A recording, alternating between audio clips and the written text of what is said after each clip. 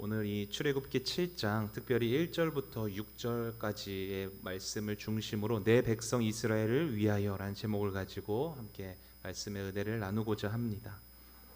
우리는 계속해서 이 출애굽기 말씀을 살펴보고 있습니다. 여러분들이 이 출애굽기의 말씀을 본문 말씀을 읽으실 때 반드시 염두에 두고 읽어야 하는 아주 중요한 신학적인 그런 두 가지 중심이 있는데요. 하나는 모두가 여러분들이 다 알고 있다시피 구원입니다. 하나님께서 애굽에 있는 이스라엘 백성들을 그 출애굽하는 그 과정을 통하여서 죄악 가운데 있는 자기 백성을 하나님이 어떻게 구원하시는가, 이 구원이라는 주제가 하나의 큰 줄기를 이루고 있고요. 또 하나의 큰 줄기는 뭐냐면 하나님의 자기 계시입니다. 계시라는 말은 감추어진 것을 드러내어서 명확하게 밝힌다라는 뜻을 가지고 있습니다. 특히 하나님과 관련해서 이 계시라는 말을 사용할 때는요, 하나님의 뜻과 섭리를 우리 사람들에게 친히 나타내 보여주시는 그런 거룩한 행위를 말하는 것이죠.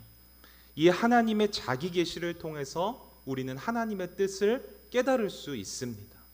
이것이 출애굽기에 흐르는 중요한 두 중심입니다. 구원과 하나님의 자기 계시. 우리가 오늘 읽은 본문 말씀은 이 하나님의 자기 계시적인 측면이 굉장히 강하게 나타나고 있는 본문인데요. 오늘 이 말씀을 들으시면서 하나님이 어떻게 자신을 드러내시는가, 그리고 하나님이 자신을 드러내시는 목적, 하나님의 뜻이 어디에 있는가, 이 부분에 초점을 맞춰서 좀 들으시면 도움이 되실 겁니다. 지난 출애굽기 6장에서는 한 번의 실패를 경험한 모세와 아론을 향하여서 하나님께서 끊임없이 격려하시죠.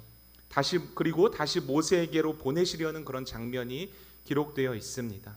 그 마지막 장면을 보면 하나님께서 모세에게 이렇게 말씀하십니다. 출애굽기 6장 29절 말씀인데요.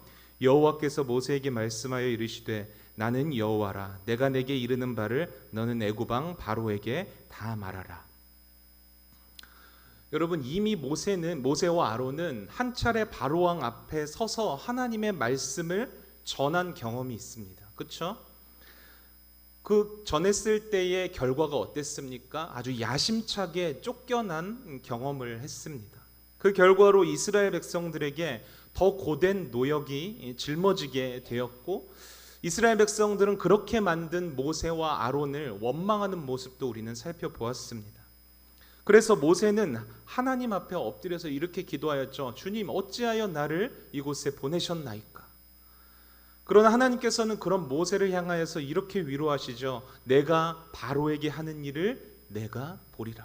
강한 손으로 말미암아 바로가 그들을 보내리라. 하지만 모세는 한 번의 실패를 이미 경험했기 때문에 다시금 바로왕 앞에 서기가 굉장히 두렵습니다. 그래서 하나님께 어떻게 대답하냐면 6장 30절 말씀을 보면요, 모세가 이렇게 대답합니다. 모세가 여호와 앞에서 아뢰되 나는 입이 둔한 자이오니 바로가 어찌 나의 말을 들으리이까? 그러니까 모세가 이 바로 왕이라는, 어찌 보면 세상 권력 앞에 서지 못하는 이유가 여러분 어디에 있습니까? 나는 입이 둔한 자이오니, 이렇게 이유를 대고 있어요. 여러분, 입이라는 곳은 우리의 말을 담아내는 곳이죠.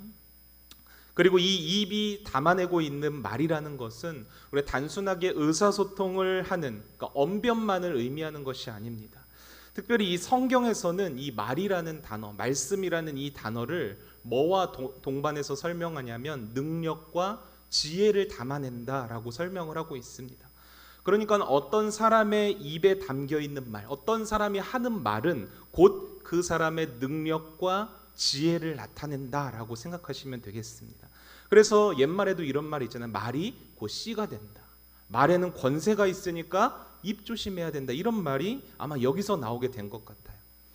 그래서 모세가 하나님께 말하죠. 저는 입이 둔한 자입니다 라고 말하는 것은 제가 말주변이 조금 부족합니다, 아니면 아나운서처럼 저는 말을 조리 있게 잘하지 못합니다, 이런 의미가 아니라요, 주님, 저는 능력이 없습니다. 지혜가 없습니다. 이렇게 연약한 저를 어찌 바로 왕에게 그 세상 권세 앞에 저를 보내십니까? 이런 뜻이라는 거예요. 그냥 단순하게 모세가 바로왕 앞에 가기 싫어서 이렇게 하나님께 핑계대고 있는 것이 아니라요, 한 번의 실패를 경험함으로써 느끼게 된 거예요. 자신의 무능력함과 그 실패와 좌절을 경험하고 나니까 또다시 바로 앞에서 하나님의 말씀을 선포할 용기가 나지 않았던 것입니다. 여러분, 우리도 세상 속에서 살아갈 때 수많은 실패를 경험하죠. 아무리 노력해도 안 되는 게 있는 것이 바로 이 세상입니다. 특별히 이렇게 죄로 가득한 세상 속에서 우리가 신앙인으로서 이 믿음을 지키면서 살아가는 것은 어떤가요? 나는 믿음을 지키고 싶고 하나님의 말씀대로 살고 싶은데 살다 보면은 그 세상의 유혹, 죄의 유혹들이 찾아오게 되면 어떻게 되죠? 우리의 의지대로 되지 않아요. 금세 그 유혹에 넘어지게 된단 말이죠. 아무리 오랜 세월 신앙생활을 했었어도, 교회에서 아무리 매일매일 교회 나와서 열심히 봉사하고 말씀도 듣고 기도도 많이 할지라도 우리는 세상 앞에 섰을 때에, 세상 그 권세 앞에 섰을 때에 늘 실패를 겪을 수밖에 없단 말이에요. 그래서 인생을 살면 살수록 우리는 무엇을 깨닫게 됩니까? 나는 입이 둔한 자이오니. 이 모세의 고백이 바로 우리의 인생의 고백이 된다는 거예요. 실패와 좌절을 경험하다 보니까 이제 남은 것은 뭐만 남습니까? 우리 자신의 무능함과 연약함을 뼈저리게 느끼게 되는 절망뿐이라는 거죠. 그런데 여러분, 그런 상태에 있는 모세를 향하여서 하나님이 오늘 뭐라고 하는지 한번 보십시오. 본문 1절과 2절을 살펴보겠습니다. 여호와께서 모세에게 이르시되 볼지어다 내가 너를 바로에게 신같이 되게 하였은즉 내 형 아론은 내 대언자가 되리니 내가 내게 명령한 바를 너는 내 형 아론에게 말하고 그는 바로에게 말하여 그에게 이스라엘 자손을 그 땅에서 내보내게 할지니라. 실패와 절망에 빠져있는, 자신의 무능력함 속에 빠져있는 모세를 향해서 하나님께서 아주 놀라운 말씀을 하시죠. 내가 너를 바로 앞에서 신과 같이 되게 하였은즉. 신과 같이 되게 하신다라는 말씀은 바로 앞에서, 그 세상 권세 앞에서 너를 통하여서 너의 모습이 하나님의 지혜와 하나님의 능력을 드러나게 하시겠다, 그런 말씀인 거예요. 누구를 통해서 하나님이 하시겠다고요? 스스로 입이 둔하다고 여겨지는, 무능력하고 실패자와 같다고 여기는 그 모세를 통하여서 하나님께서 능력과 지혜를 드러내시겠다라고 말하는 거예요. 여러분, 놀랍지 않습니까? 그런데 우리가 주목해야 할 것은 바로 앞에서 하나님의 지혜와 능력을 드러나게 하시는 방법이에요. 하나님의 방법. 어떻게 해야 그 연약하고 무능력한 모세가 그 세상 권세 앞에서 하나님의 능력과 지혜를 드러낼 수가 있는가? 하나님은 한 사람을 모세에게 세우셨죠. 내 형 아론은 내 대언자가 되리니. 대언자를 세우셨어요. 그리고서는 하나님의 말씀을 들은 모세가, 그러니까 모세는 하나님의 말씀을 직접 듣죠. 그리고 그 모세가 대언자에게 하나님의 말씀을 전해줍니다. 그리고 그 대언자는 바로 앞에 서서 바로에게 말을 하게 됩니다. 여러분, 바로 이게 세상 권세 앞에서 연약하고 무능력한 모세와 또한 저와 여러분들이 하나님의 지혜와 능력으로 살아갈 수 있는 방법이라는 거예요. 여기서 중요한 게 뭐냐면 바로 이 대언자라는 개념입니다. 이 대언자라는 단어는요, 그냥 글씨 그대로만 놓고 봤을 때 말씀을 대신 전하는 사람이라는 뜻이에요. 오늘날로 말하자면 우리가 법정에서 봤을 때는 변호사 정도가 되겠죠. 그런데 이 단어의 히브리어를 보면요, 나비라는 단어를 쓰고 있는데 이 나비라는 단어를 번역해 보면 선지자라는 뜻을 가지고 있어요. 여러분, 선지자가 뭐 하는 사람입니까? 하나님의 말씀을 입에 받아서 그대로 백성들에게 전달하는 사람이 선지자예요. 그러니까 자신의 생각과 뜻을 말하는 사람이 아니라요, 하나님이 주신 말씀 그대로를 입에 받아서 전달하는 사람, 그런 사람이 바로 선지자라는 거예요. 여러분, 방금 설명한 선지자가 하는 일, 이것을 한 단어로 압축하자면 뭐가 되죠? 순종이에요. 순종. 선지자는 곧 하나님의 말씀을 받아서 그대로 이제 내뱉는, 백성들에게 그대로 선포하는, 그러니까 하나님의 말씀대로 그대로 순종하는 사람, 그 사람이 바로 선지자라는 거죠.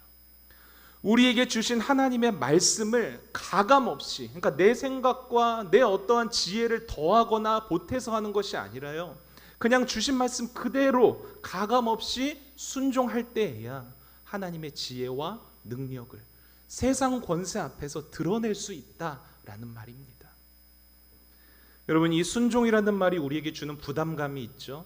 하나님의 말씀대로 순종했을 때, 성경대로라면 맨날 교회에서 목사님께서 하시는 말씀대로, 그 이론대로라면 하나님의 지혜와 능력이 우리에게 나타난다. 바로 앞에서 신처럼 된다. 물론 이 말씀을 못 믿는 것은 아니지만 우리가 살아가는 현실 속에서 정말로 하나님의 말씀대로 순종하는 것, 여러분 어떻습니까?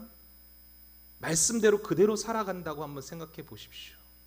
정말 많은 리스크들이 우리에게 찾아오게 될 거예요. 남들보다 점점 더 뒤처지게 될 거예요. 오히려 이러다가 내가 망하는 거 아닌가? 성경대로 살면 여러분, 이 세상에서는 이 세상의 기준에서는 망한 인생을 사는 거예요. 그렇게 하나님의 말씀대로 살면 우리 먹고 사는 문제는 어떡하죠, 여러분? 너무 현실과 동떨어진 말씀만 하시는 것 같아서 순종이라는 단어, 이 말만 나오면 부담이 됩니다. 오히려 세상의 방식이 더 지혜로워 보이고 내 생각과 내 기준이 그 하나님의 말씀보다 더 유익해 보는 경우가 많다는 말이에요. 그래서 여러분, 사울왕도 아말렉과의 전쟁에서 하나님은 분명히 아말렉의 모든 족속들을 진멸하라 라고 명령을 하셨어요. 그런데 사울왕은 어떻게 합니까? 아말렉 왕은 포로로 잡아두게 됩니다. 죽이지 않아요. 살찐 짐승들은 살려두잖아요. 인간의 기준과 세상의 방식으로는 그 사울 왕이 한 게 더 지혜로워 보인단 말이에요. 그래서 사무엘이 와서 책망했을 때 사울이 이렇게 변명하잖아요. 저는 하나님께 제사를 드리기 위해서 살려둔 것뿐입니다. 이유를 들어보니까 굉장히 그럴듯하단 말이죠. 하나님께 제사 드리려고 살려둔 거라는데 무슨 문제가 있겠어요? 세상의 관점에서는. 그러나 하나님께서는 여러분, 그 사건이 일어난 순간부터 사울을 버리십니다. 순종이 제사보다 낫다라는 말이 여기서 생긴 거죠. 이 말은 여러분, 제사를 드리는 것보다 순종하는 게 옳다, 그러니까 예배 드리는 것보다 순종이 좋다, 이게 아니라요, 이 제사라는 것은 사울 안에 가득했던 세상적이고 인간적인 지혜로움을 표현한 거예요. 세상과 인간의 지혜보다 오히려 손해보는 것 같고 실패하는 것 같은 길이지만 하나님의 말씀에 순종하는 것이 곧 하나님의 지혜요, 하나님의 능력이다. 바로 이것을 우리에게 성경은 말하고 있는 거예요. 그렇습니다, 여러분. 진정한 지혜와 진정한 능력은요, 질그릇과 같이 깨지기 쉬운 이런 연약한 인간에게서 나오는 게 아니에요. 하나님의 말씀을 담아내고 그 말씀을 비록 다 깨어진 질그릇과 같지만 그 깨어진 질그릇 그 사이로 그 하나님의 말씀을 드러낼 때에, 밝히 비춰낼 때에 하나님께서 우리를 통하여서 은혜로 주시는 선물이라는 거죠. 그래서 여러분, 고린도후서 4장 7절에서 이렇게 말씀하고 계시잖아요. 우리가 이 보배를 질그릇에 가졌으니 이는 심히 큰 능력은 하나님께 있고 우리에게 있지 아니함을 알게 하려 함이라. 그러니까 입이 둔한 질그릇과 같은 우리에게 담겨있는 이 보배가 무엇입니까? 하나님의 말씀이라는 거예요. 특별히 이 고린도후서에서는 이 하나님의 말씀을 곧 예수 그리스도라고 말하고 있습니다. 따라서 말씀대로 순종한다, 하나님께서 주신 말씀을 우리가 그대로 살아낸다, 선포하며 살아간다, 이 모든 결과는 여러분 어떻게 나타내야 하냐면은 예수 그리스도께서 그 참 진리이신, 참 지혜이신, 능력이신 예수 그리스도께서 우리에게 보여주신 그 삶대로, 그 삶이 어떤 삶이죠? 순종의 삶이잖아요. 순종의 삶, 그 십자가의 삶을 우리도 함께 살아갈 때에 그것이 드러난다라는 것이죠. 미련해 보이고 실패하는 길 같아 보여도 예수님이 가신 그 순종의 길, 십자가의 길의 끝에는 여러분 뭐가 있습니까? 결국 부활과 하나님 나라의 영광이 있듯이 우리가 인생 속에서 그 주님이 가셨던 순종의 삶, 십자가를 짊어지고 하나님의 말씀을 순종하면서 끝까지 살아냈을 때에 비로소 부활의 영광이요 하나님 나라의 복과 은총을 온 세상에 우리를 통하여서, 이 질그릇과 같이 망가지고 깨어진 우리를 통하여서 드러낼 수 있다라는 것입니다. 사랑하는 여러분, 진정한 지혜와 능력이신 하나님의 말씀을 의지하시기를 바랍니다. 참된 지혜이시고 그 하나님의 능력이신 예수 그리스도께서 우리에게 보여주셨던 그 순종의 삶, 십자가의 삶을 여러분 사모하면서 살아가세요. 비록 그 길이 좁아 보이는 길이라고 할지라도 그 길의 끝에 하나님 나라의 영광이 있다는 것을 기억하세요. 그리고 인간의 지혜, 세상의 지혜가 아닌 말씀을 통해서 우리에게 열어 보여주시는 그 힘과 능력으로 살아가는 여러분들이 되시기를 바라겠습니다. 내가 너를 바로에게 신같이 되게 하리라, 이렇게 말씀하셨던 하나님께서는 3절, 오늘 본문 3절과 4절에서 또 이렇게 말씀하고 계세요. 내가 바로의 마음을 완악하게 하고 내 표징과 내 이적을 애굽 땅에서 많이 행할 것이나 바로가 너희의 말을 듣지 아니할 터인즉 내가 내 손을 애굽에 뻗쳐 여러 큰 심판을 내리고 내 군대 내 백성 이스라엘 자손을 그 땅에서 인도하여 낼지라. 아멘.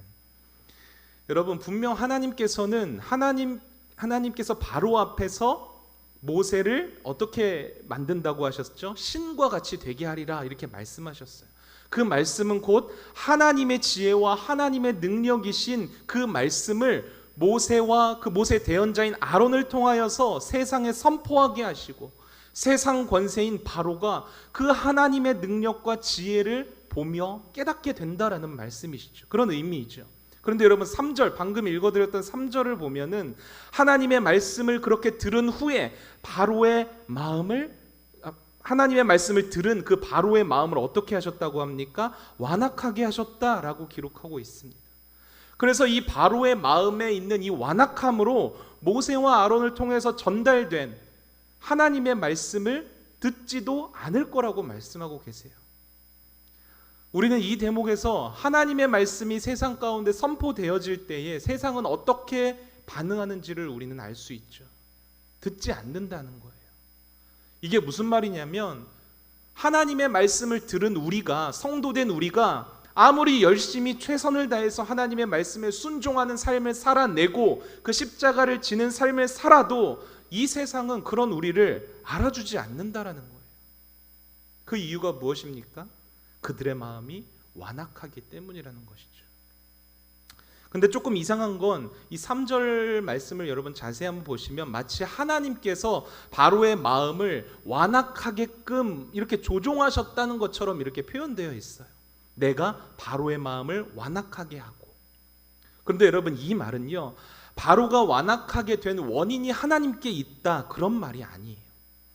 원래부터 바로에게는 이 완악한 마음이 있었는데 그 완악한 마음, 그 상태 그대로를 하나님께서 내버려 두셨다, 이런 의미예요. 다시 말해서 죄악된 인간의 마음 상태, 그 상태가 어떤 상태죠? 완악한 상태인데 그 상태 그대로를 하나님께서 내버려 두셨다라는 말입니다. 그래서 이러한 사람에게 있는 완악한 마음을 로마서 1장 24절에서는 이렇게 표현하고 있어요. 그러므로 하나님께서 그들을 마음의 정욕대로 더러움에 내버려 두사 그들의 몸을 서로 욕되게 하게 하셨으니.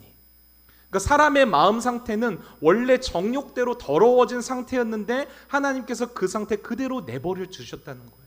또한 좀 뒤로 넘어가서 로마서 1장 28절에서는 이렇게 말씀하십니다. 또한 그들이 하나님 두기를 싫어하며 하나님께서 그들을 그 상실한 마음대로 내버려 두사 합당하지 못한 일을 하게 하셨으니. 이 구절에서도 그들이 세상 사람들이 합당하지 못한 일을 하게 하신 분이 하나님이라는 뜻이 아니에요. 사람의 원래, 세상 사람들의 원래 상태가 하나님을 우리 마음에 두기 싫어하는 상태였다라는 거예요. 그 마음을 어떤 마음이라고 표현하죠? 여기선 상실한 마음, 상실한 마음으로 표현하고 있죠.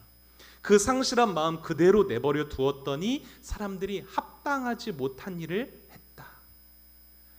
바로의 마음이 완악한 이유는 이미 우리가 앞서서 출애굽기 5장 2절에서 바로가 여러분 이렇게 말했죠. 바로가 이르되 여호와가 누구이기에 여호와가 누구이기에 내가 그의 목소리를 듣고 이스라엘을 보냈느냐? 나는 여호와를 알지 못하니 이스라엘을 보내지 아니하리라. 그러니까 바로의 원래 상태가 어떤 상태였다라는 거죠? 하나님을 알지도 못하고 인정하지도 않고 믿지도 않는 자. 그 마음이 곧 완악한 바로의 마음과 같다라는 거죠. 그래서 이런 사람들은 하나님의 말씀을 듣지 않습니다. 그 말씀 그대로 살아가는 성도들의 삶을 이해하지 못해요. 왜 저 사람은 저렇게 미련한 삶을 살고 있는 거지? 저렇게 사는 게 뭐가 좋다고? 왜 저렇게 사서 고생을 하지? 새벽마다 새벽 예배 간다. 주일에 남들 다 쉴 때 교회 가서 예배를 드린다. 하나님의 지혜와 능력을 드러내는 그 순종의 삶을, 그 십자가의 삶을 이 완악한 마음 가진 자들은 이해하지 못한다는 거예요. 그래서 오히려 어떻게 하냐면 그런 삶을 살아가는 성도들을 핍박합니다. 손가락질하고 복음도 거부해요. 이런 사람들 때문에 우리는 낙심하게 되는 것 같아요. 그렇죠? 아무리 열심히 말씀으로 살아봐야 뭐해? 돈이 되는 것도 아니고, 그렇다고 사람들이 알아주기를 해? 오히려 교회 다닌다라는 사실이 알려지면 창피한 일만 더 많이 생기고 수고와 애쓰는 일만 더 있는데, 그래서 많은 성도님들이 점점 더 지쳐가는 것 같아요. 이러한 현실을 바라보면서 때로는 이런 기도도 하게 되는 것 같아요. 하나님, 왜 저런 악한 세상을 그냥 두십니까?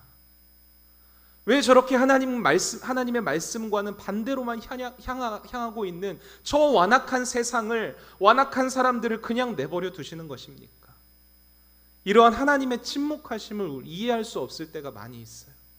그러나 오늘 본문은 그 이유를 분명하게 밝히고 있어요. 하나님의 하나님 되심, 그 하나님의 능력과 권세와 존귀하심을 어떻게 하기 위해서, 온 세상에 드러내시기 위해서 지금은 잠깐 그 완악함을 내버려 두시는 거라고 성경은 말하고 있는 거예요. 그리고 이 모든 일은 나의 군대, 나의 백성 이스라엘 자손들을 그 땅에서 인도하여 내기 위함이라는 것을, 다시 말해서 하나님의 백성인 이스라엘이 죄악된 세상 속에서 살아가고 있는 그 하나님의 백성을 다시금 하나님께로 돌아오게 하기 위한 일이라는 사실을 우리에게 알려주고 있는 거예요. 이게 무슨 말이냐면요, 하나님께서 하시는 이 모든 일들이 결국에는 누구를 위하는 일인 거죠? 하나님의 백성인 이스라엘, 그리고 저와 여러분들을 위한 일이라는 거예요. 여러분, 하나님께서는 그 완악한 바로에게 전혀 관심이 없으세요. 하나님을 인정하지 않고 외면하는 세상 사람들을 옹호하기 위해서 그냥 내버려 두시는 게 아니에요. 그들이 잠깐 잘 살기 위해서, 그들을 잘 살아가게 하기 위해서 그냥 내버려 두시는 게 아니라는 거예요. 왜 내버려 두십니까? 내 백성 이스라엘이 다시금 하나님께로 돌아오게 하시기 위해서 하나님께서는 이 역사와 만물을 움직이고 계시는 거예요. 무엇을 위해서요? 내 백성 이스라엘이, 나의 사랑하는 성도들이 하나님께로 돌아오게 하기 위해서요. 그리고 여러분, 이 하나님께로 돌아오게 하기 위한 하나님의 역사하심, 그 절정이 무엇입니까? 예수 그리스도의 십자가 사건이에요. 저는 아직도 이 예수님의 십자가 사건을 생각할 때마다 그것이 나를 위한 일이라는 것은 믿어는 지는데 이해할 수는 없더라고요. 도대체 나 같은 사람을 위해서 왜 그렇게까지 하시는 건지. 여러분, 우리는 우리 스스로를 보면 알잖아요. 전혀 사랑받을 만한 존재가 아니라는 것을. 오히려 그냥 심판받고 영원한 형벌을 받아도 마땅한, 할 말 없는 존재가 바로 우리들이에요.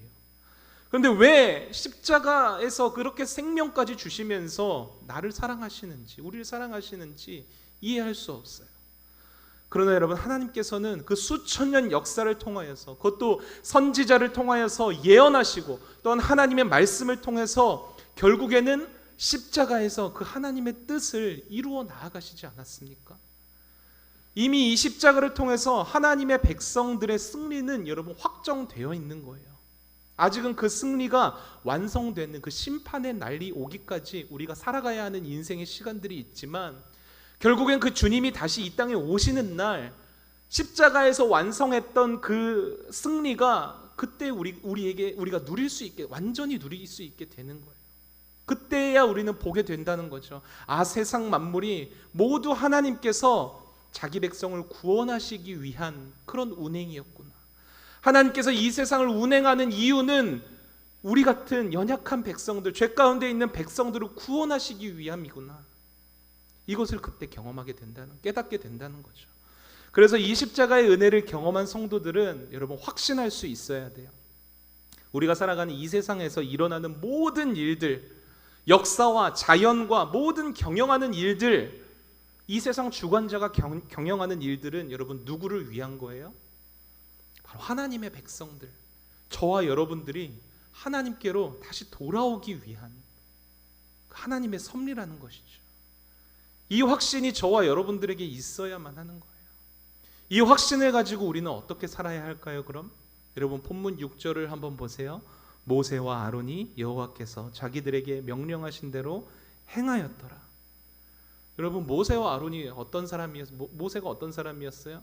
그렇게 용기 없던 사람이었어요. 바로 직접 말씀에서는 주님, 저는 입이 무능한 자입니다.